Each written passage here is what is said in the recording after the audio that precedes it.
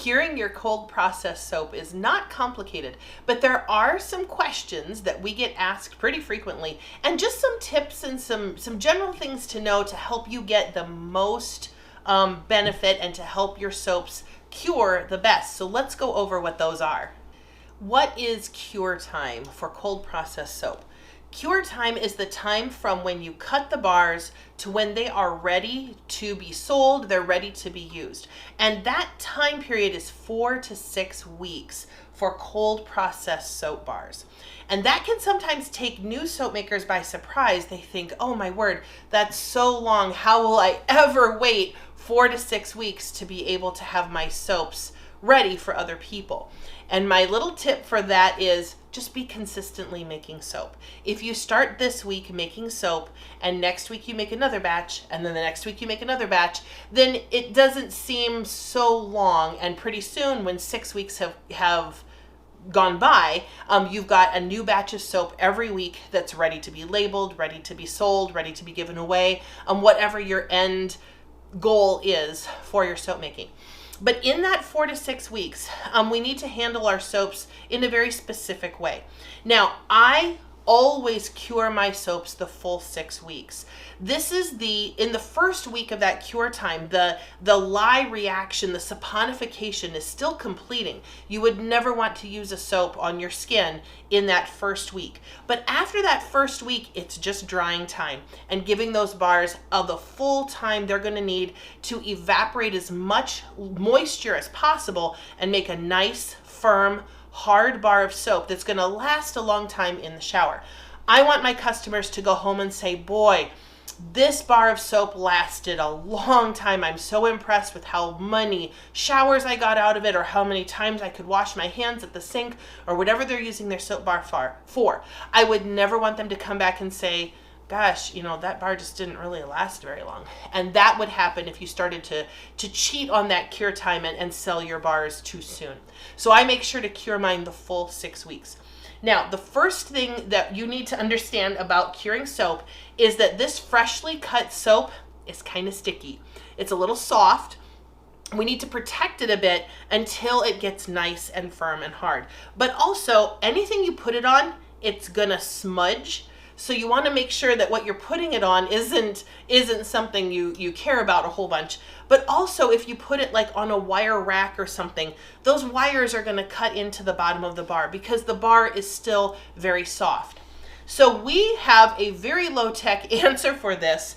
We collect cardboard boxes from Sam's or Costco or whatever, wherever you do your shopping, and we use these to hold our bars of soap as they are drying. Now you can choose, I could stand these on their edge, that would get me on their side, that would get me a little bit more space in the box if that's going to be a problem. But you want to spread them out so that there can be airflow in between the bars.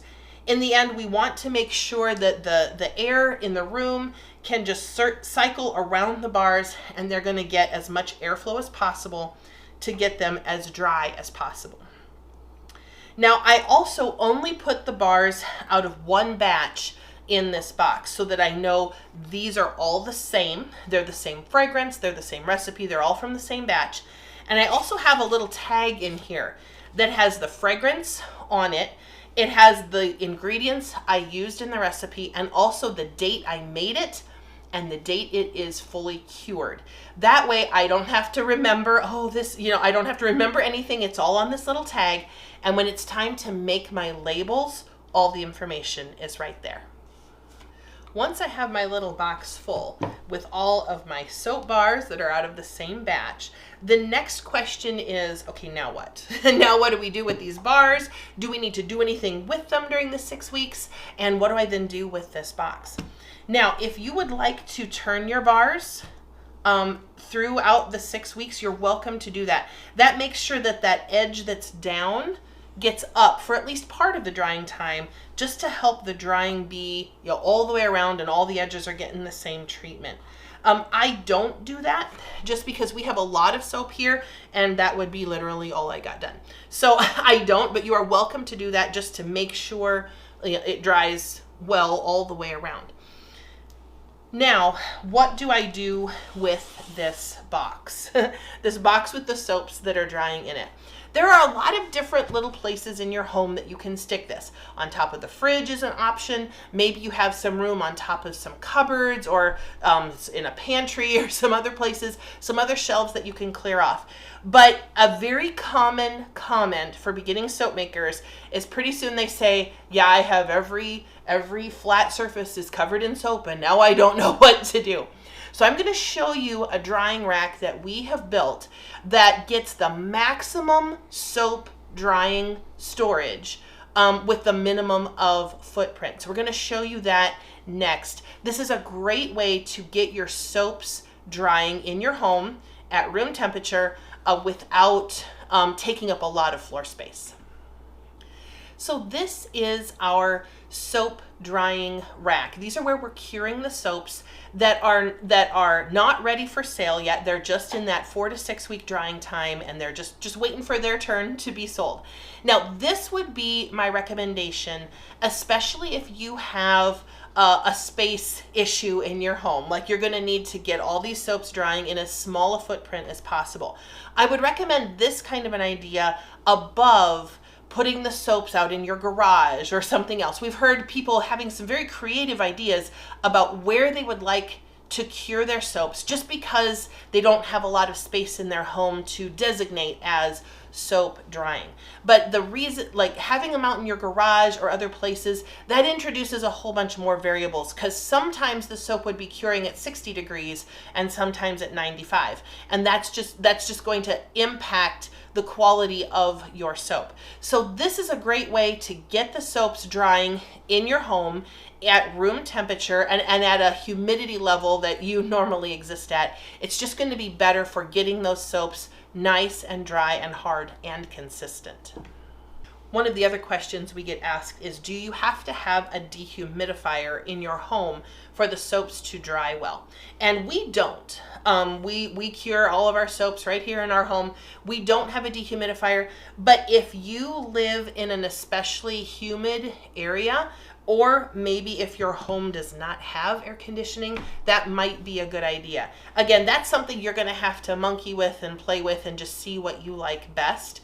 But typically I tell people whatever temperature you enjoy in your home and whatever humidity level is normal for you, that will also be good for your soaps. So that's just have them in the room, whatever you like for your home's atmosphere, that's going to be just fine for curing your soaps as well. Now, one other thing that may happen that you might be thinking about as you're looking at your soaps here is you may have gotten some soda ash on the tops of the bars. We are going to talk in depth about soda ash, about why it forms and what you can do about it in our next video. So join us there for that. We'll talk more about that in the next video. Bigger topic. We're going to give it all its own video there. Now, if you are thinking about labeling your soaps, you are going to want to wait until after the soap is fully cured to label your soaps. Why is that important? Couldn't I just do it right now? You can, but if you wrap a label around this soap and it's tight and snug right now with this fresh bar, in 6 weeks, this soap is going to have shrunk a bit and that label is not going to be tight anymore. It's going to fall right off. So wait to label your soaps until they're fully cured. That will keep you from having to relabel your soaps at that point. Curing your soaps after you've cut them is not a complicated thing. It just takes a little bit of thought about how you're going to incorporate this into your home. Again, my top recommendation is find a wall, find a corner or a space where you can create some kind of a shelving rack to get as many soaps curing as possible in that little space in your home. I think you're going to find that that will serve you very well. In our next video, again, we're going to talk about how to deal with soda ash on the tops of your soaps. That can be such a frustrating thing for soap makers. You've got this beautiful soap and the next morning it's covered in soda ash. So join us in our next video and we'll show you how you can deal with that.